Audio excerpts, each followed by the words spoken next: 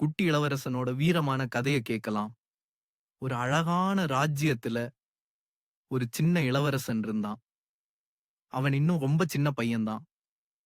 சிம்மாசனத்துல உட்கார்ந்து ராஜ்யத்த ஆளறதுக்கு அவனுக்கு இன்னும் கொஞ்சம் காலம் இருக்கு. ஆனா, அந்த ராஜ்யத்துல ஒரு சின்ன கஷ்டம் வந்துச்சு. அது என்னன்னா, அந்த ராஜ்யத்துல இருந்த சந்தோஷம் காணாம போச்சு. எல்லாரும் கொஞ்சம் சோகமா இருந்தாங்க. விளையாட கூட யாருக்கும் தோணல. நம்ம குட்டி இளவரசனுக்கு இது ரொம்ப கஷ்டமா இருந்துச்சு. என்ன பண்ணலாம்னு அவன் யோசிச்சான். பெரியவங்க எல்லாரும் கவலைப்பட்டுட்டு இருந்தாங்க. ஆனா, நம்ம இளவரசன் ஒரு முடிவு பண்ணினான். யாருக்கும் தெரியாம ரகசியமா ஒரு சாகச பயணம் போகப் போறேன்னு முடிவு பண்ணினான். அவனுக்கு பெரிய வீரத்தோட சண்டை போடத் தெரியாது.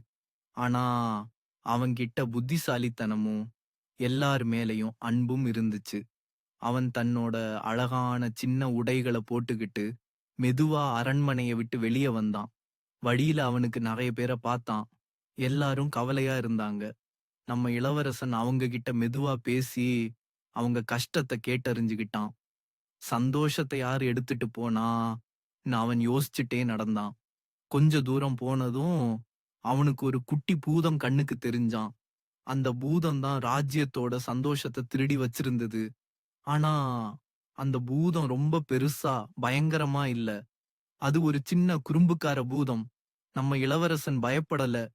அவன் அந்த பூத கிட்ட ரொம்ப அன்பா பேசினான். ஏன் எங்க சந்தோஷத்தை எடுத்துட்டு போனேன்னு கேட்டான். அந்த பூதம் தான் விளையாட்டா எடுத்துட்டு போனதா சொல்லிச்சு.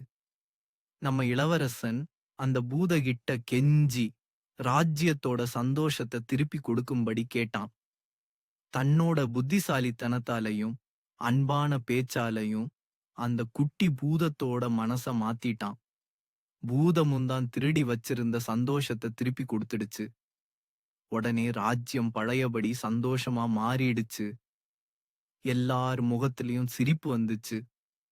நம்ம குட்டி இளவரசன் ரகசியமா திரும்பி அரண்மனைக்கு வந்துட்டான். யாருக்கும் அவன் போனது தெரியாது.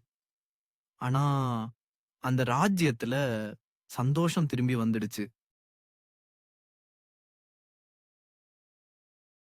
Please subscribe my channel. Thank you.